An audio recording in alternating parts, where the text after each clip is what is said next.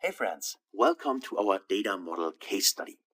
Now in this case study, our goal is to build a proper data model based on data which the client has sent to us. The data we're gonna working with is hotel data, and I'm gonna show you what it looks like. So here's a preview. This is one Excel file which contains data about 5 different hotels. As you can see here, Hotel 1, Hotel 2, Hotel 3, 4, and 5. And the data looks like that. So let me zoom in a little bit. We can see that here we got a kind of P&L, profit and loss statement. We got some additional information, and this data is structured in a way that we can have it on a monthly level, as you can see here, starting on the 1st of January, and then of course each month up to, in this case, the latest date is somewhere 2018. So this is what the data structure looks like. And this is the same for all the 3, in this case, the 5 different sheets. So hotel number 2 is exactly the same structure, hotel number 3 is the same structure, and so on.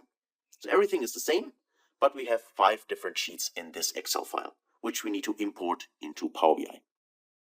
Beside this is not the only file we have to deal with, because our client is very big, so he or she has a lot of hotels. That's why we have a folder here, which contains also data from hotel 6 to 20, 21 to 50, and 51 to 100. As well as some additional data which we do not need. So in total, we need to import the data from 100 hotels. And the data is always structured the same way. So the preview you can see here from hotel 1 to 5 is the same structure for the other ones. The only difference is that here we got 15 hotels, and here the other ones are until 50, and here the other ones until 100. So there are a few additional Excel sheets in those files, but in total, structure for all the hotels in the P&L, so the profit and loss statement, is always the same. Okay, now we know what we're dealing with. Now, how do we get this into Power BI and also transform it in a way which is then, suitable for our reporting? Because if you take a closer look at this, you already see, there are some issues. Like for instance, here we got an empty column, which is here included. Or we got also empty rows at the beginning, which we also don't want to import into Power BI. And also this kind of structure, so having the month here in the columns, is often appearing in Excel files, but also not a structure which is helpful in Power BI. What we would need is we need to transform it in a way that actually the headers here, all the dates are in one column. So for instance, in column number B, here are all the dates, and the values, which you can see here, those should be in the second column. For instance, then column number C. That would be a structure which is suitable and helpful for Power BI and for data visualization.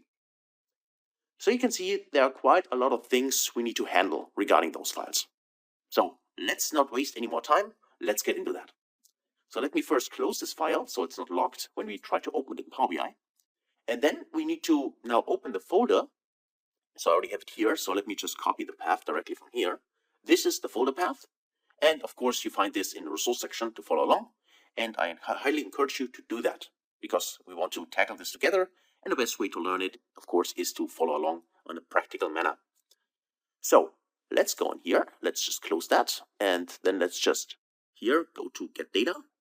And this time we do not choose Excel file because we have several Excel files and they are located in a folder. This is why I go to more and then I search for folder. And by the way, you could also, of course, go to get data from other source, click here, and then go to folder, select the folder as an option. That would also be possible. So let me just click on more. Then we wait until the pop-up window appears. Here it is.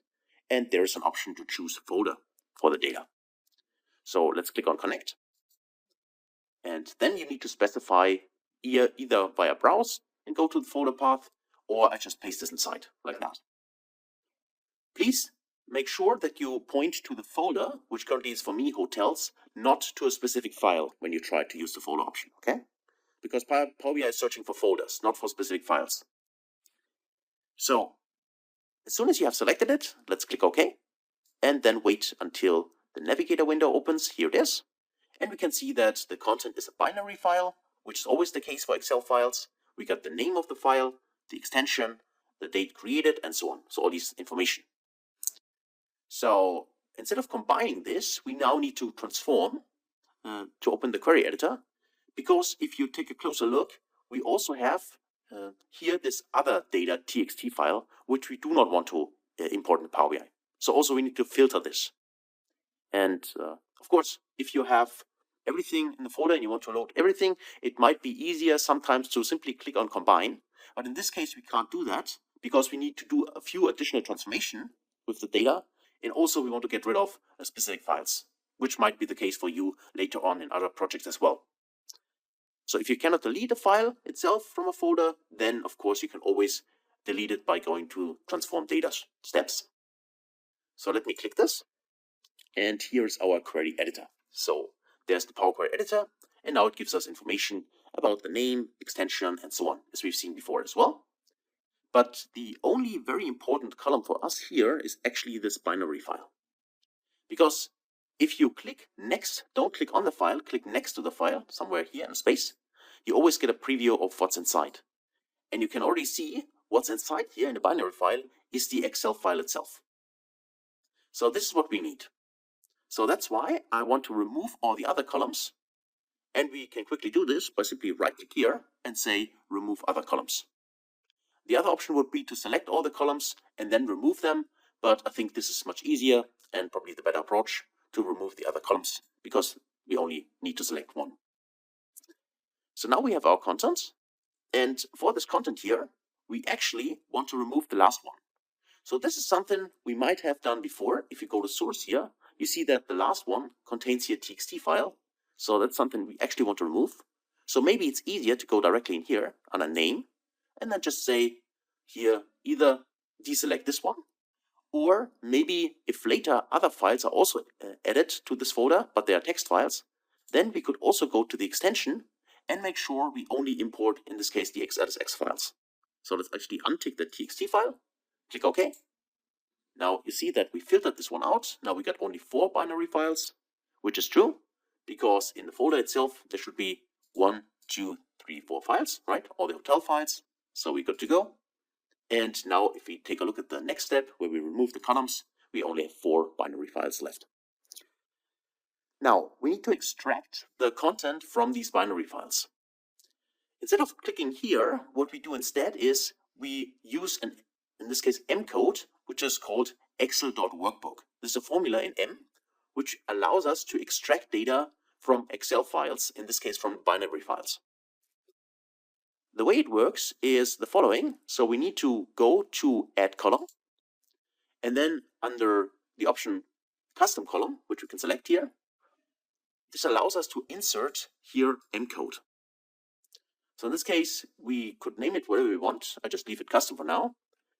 And the formula we need to import here is Excel dot workbook. Here it is. That's the formula, workbook. And it uses the Excel twice, so only once, Excel.workbook here. And then you open parentheses like that. And then you need to add the specific column with the data, which in this case is content. So I can simply double click here, content, to add it. Or you select it and click on insert. That would also work. And now you close the parentheses like that. And you should see here no syntax errors have been detected. That's fine. So this should work. And now we can click on OK to extract the data. So let's click OK. And you see that now we extracted the data, which are all the tables in here. Now these tables, as you can see here, contain, again, click next to it, and you see it contains the name, like hotel 1, 2, 3, and so on. The data, that is a kind of table here. The hotel, the sheet, and whether the sheet is hidden or not, that's information. So this is what we want. So now we can get rid of the content here, right click and remove. And now we can expand this. So click here and then select what you want.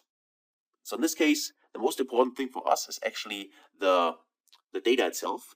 But let's actually, for now, just untick this show header option, or use the original column name as prefix, and only keep those names as the headers. So let's click OK. And you see that now we have here the name, like hotel 1 and so on. We got the data, which contains the actual data from the Excel sheet. And we got the item itself, which again repeats the name. Then we got what kind it is an Excel sheet, and whether it's hidden. So if we click now next to the table to see a preview again, you should now see this is the data which the sheet actually contains. As you can see it with the leading empty rows. We can see column number 2 is empty and so on. So everything which we have seen before in the Excel file, which I've shown you, and you'll see if you reopen the Excel file, is now visible here. So obviously we were able to extract the data in this table here in Power BI. Now, of course, we need to clean it and shape it the way we need it, but so far so good. Now let's actually remove these three because we only want to keep the name and the data itself. I want to keep the name because I would like to know, okay, which kind of financial data do I see here? Is it Hotel 1, Hotel 2, and so on, right? This is not included in the Excel sheet itself. This is only included in the sheet name, and that's why it's important to keep this column here. So let's select those two, and then right click and say remove other columns. Okay. And now we want to expand the table data. So let's click on the expand option here. And we can see all the columns. Currently they don't have any headers, that is true. And just make sure that you use original column name as prefix. Untick this option, just in case you're wondering what this does. If you leave it, if you tick the option, then all the columns would be named as data.column1 and data.column2 and so on. And I don't want this. I don't need this data in front. That's why I untick this option. So then expand is fine. So let's click OK. And now we can see all the data. So we can see all the data now in one giant table. And if you would scroll down, you see that there's Hotel 4. You scroll down, there's Hotel 21 and so on. So all these data from all the sheets we have, so including 100 hotels, are now listed here. And I can also see this if I go to the name and just check them. You can see if I load all of them, I should see here including hotel number 100. Of course, they're not sorted correctly here, but you can clearly see that it contains all the hotels, so all the data from all the hotels in one giant table. Now, so far so good. We got the data, and now it's up to us to clean this. So what we could see is here, there are a lot of nulls in here, for instance, for accommodation. And there is this null, so this complete empty column from column number 2. And if I scroll to the right, I can see there's additional complete empty column. It's just loading here, but this is this column number 75. So these columns I can remove directly. So select the first one, column 75, for instance, and then if I scroll to the left, hold my control key, I can select this one, and then I can remove them. By the way, the reason why I know they are complete empty is simply because I can see up here the black bar, and the black bar is pointing to 100% empty. So there are no data entries in those. So let's just right click here and say we would like to remove, in this case, those columns. Okay, so we got rid of those. And now we need to, format this a little bit, what we have here. So in this case, we want to get rid of the first three, in this case, the first 3 rows, not 4. So that's why I will not go here and filter out the nulls.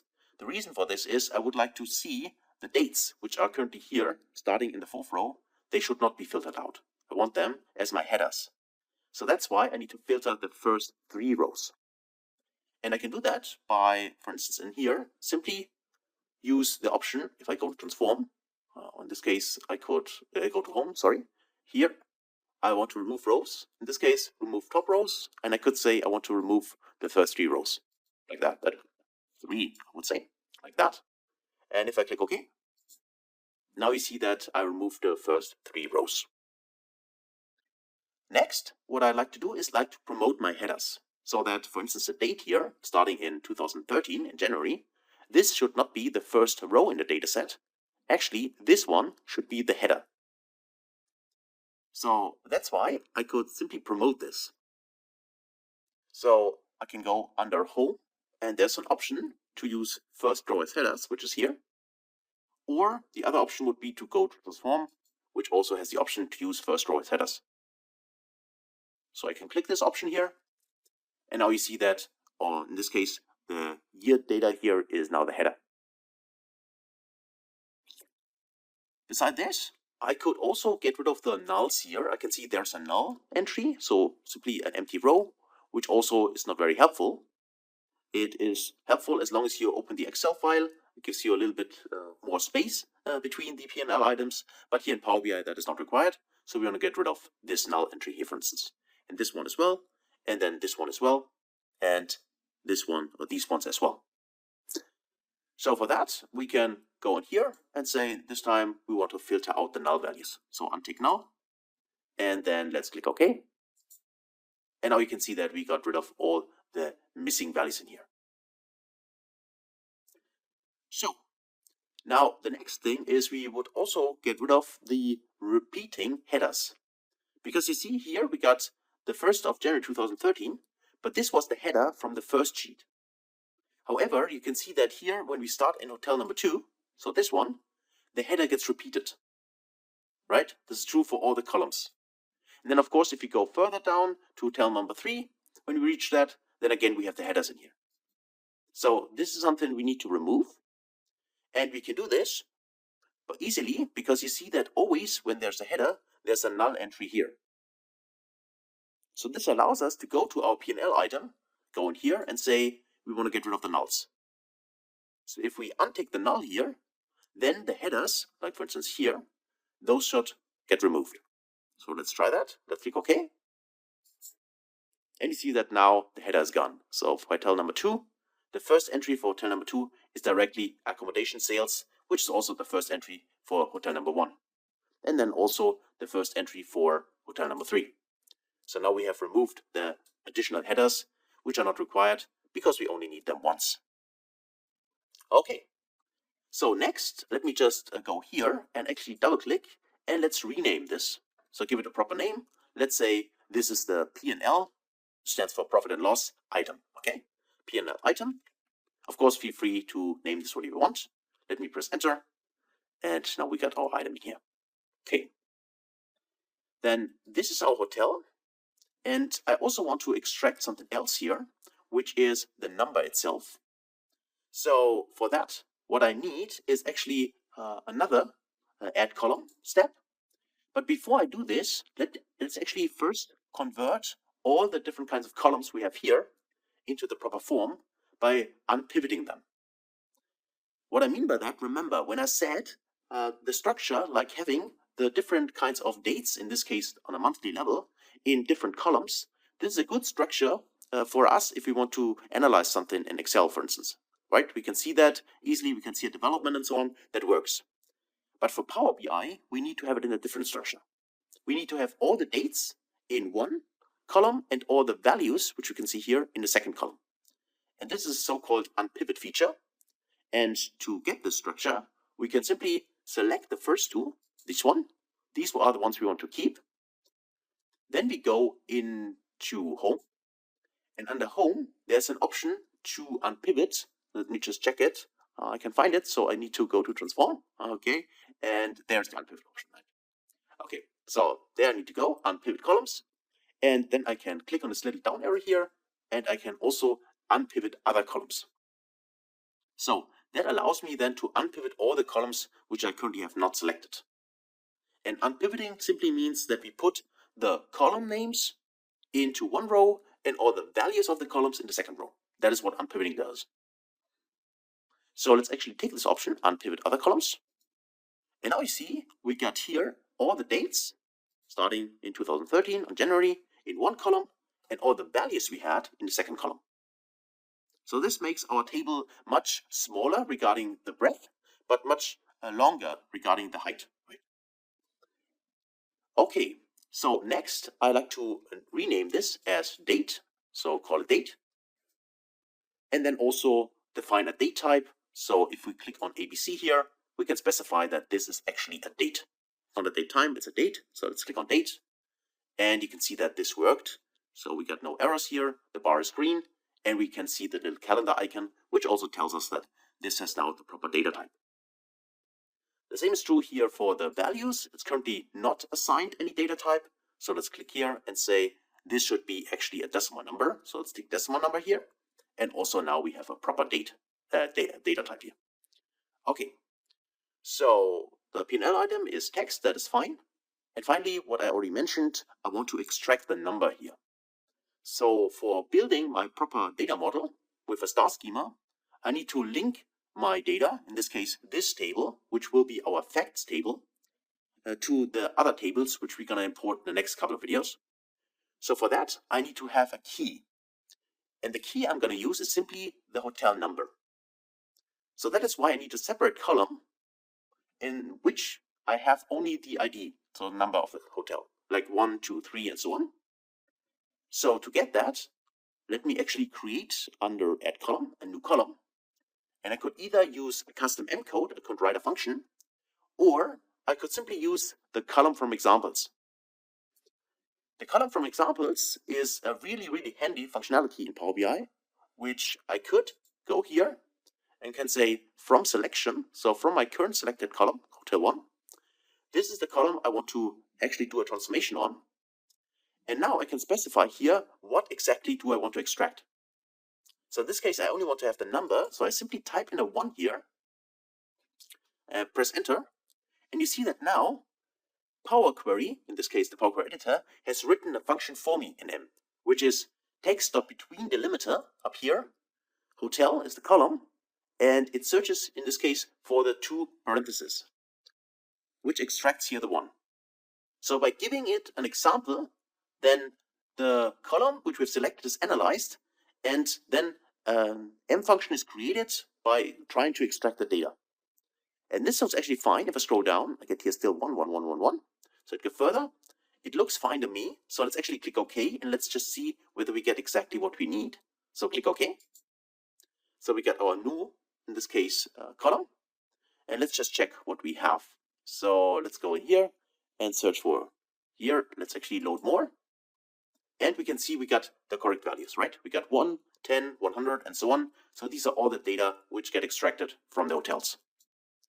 And if you quickly want to check it, simply untick this box, go to 11, for instance, click OK. And you should see that Hotel 11 here, for instance, the 11 is extracted. So exactly what we need. So let's get rid from the applied steps of the filter, because we want to have all hotels, not only Hotel 11. That was just for testing whether the function works. So let's untick this, and now we get all the hotels back. And now I just drag this to the front, like that.